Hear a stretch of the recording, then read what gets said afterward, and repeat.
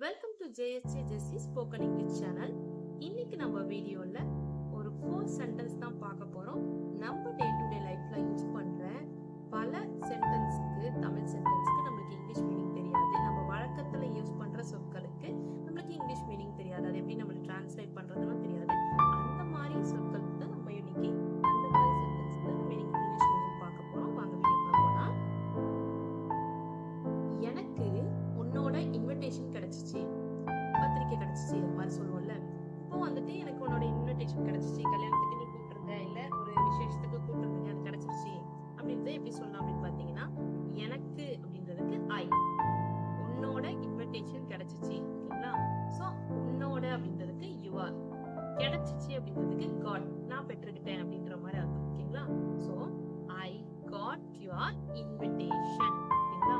So நம்மளுக்கு என்ன Tamil sentence இருக்குதோ அதை அப்படியே நம்ம டிரான்ஸ்லேட் பண்ண நம்மளுக்கு தெரிஞ்ச சில வேர்டிங்ஸ், அதாவது ஒரு சில சொற்கள் வந்து நம்மளுக்கு தெரியும். ஃபார் எக்ஸாம்பிள் வந்துட்டு ஐ, யூ இது மாதிரி தெரிஞ்சிச்சுன்னா நம்ம அதை வச்சு நம்ம ஃப்ரேம் பண்ண ட்ரை பண்ணுவோம், ஓகேங்களா? எனக்கு அப்படின்றதுக்கு ஐ, உன்னோட யுவர், இன்விடேஷன் பத்திரிக்கைனா இன்விடேஷன், ஓகேங்களா? கிடைச்சிச்சு அப்படின்னா காட். இப்போ இது ஒரு சென்டென்ஸ் எப்படி ஃப்ரேம் பண்றது? I got your invitation, I got your invitation. Next one, நாங்க 2 மணி நேரமா காத்திருந்தோம். நாங்க 2 மணி நேரமா காத்திருந்தோம். சரி, இந்த பஸ்ஸுக்காக 2 மணி நேரமா வெயிட் பண்ணோம், இல்ல உனக்காக 2 மணி நேரமா வெயிட் பண்ணோம் அப்படின்னு சொன்னா அதை எப்படி இங்கிலீஷ்ல சொல்லலாம் பாத்தீங்கன்னா, நாங்க அப்படின்றதுக்கு we, ஓகேங்களா? காத்திருந்தோம் அப்படின்றதுக்கு waited, காத்திருந்தோம் அதாவது வெயிட்னா காத்திருக்கிறது, waited அப்படின்னா காத்திருந்தோம் அதாவது past tenseல நம்ம சொல்லிருக்கோம், இறந்த காலத்துல சொல்றதுனால waited அப்படின்னு சொல்றோம், ஓகேங்களா? for 2 hours, 2 மணி நேரமாக அப்படின்றதுக்காக for 2 hours, ஓகேங்களா? we waited for 2 hours, நாங்க 2 மணி நேரமாக காத்திருந்தோம். we waited for 2 hours. இப்போ ஒருத்தவங்களை நம்ம ஏதாவது கோவத்துல திட்டுறோம், ஃபர்ஸ்ட் என்ன சொல்வோம்? என் மூஞ்சிலே முழிக்காத போயிடு சொல்லுவோமா? சோ என் மூஞ்சிலே முழிக்காத, ஏதாவது தப்பு பண்ணிட்டாங்கன்னா என் மூஞ்சிலே இதுக்கு மேல முழிக்காத போயிடு அப்படி சொல்லிட்டு சொல்லுவோம்.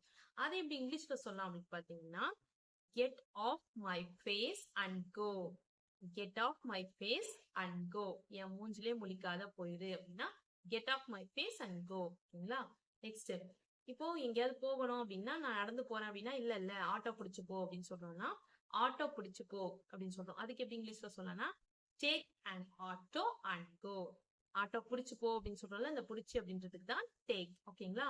an auto, ஆட்டோ வந்துட்டு an auto அப்படின்னு சொல்றோம், ஓகேங்களா? and go அப்படின்றதுக்கு go, take an auto and go, take an auto and go, auto பிடிச்சு போ, ஓகேங்களா?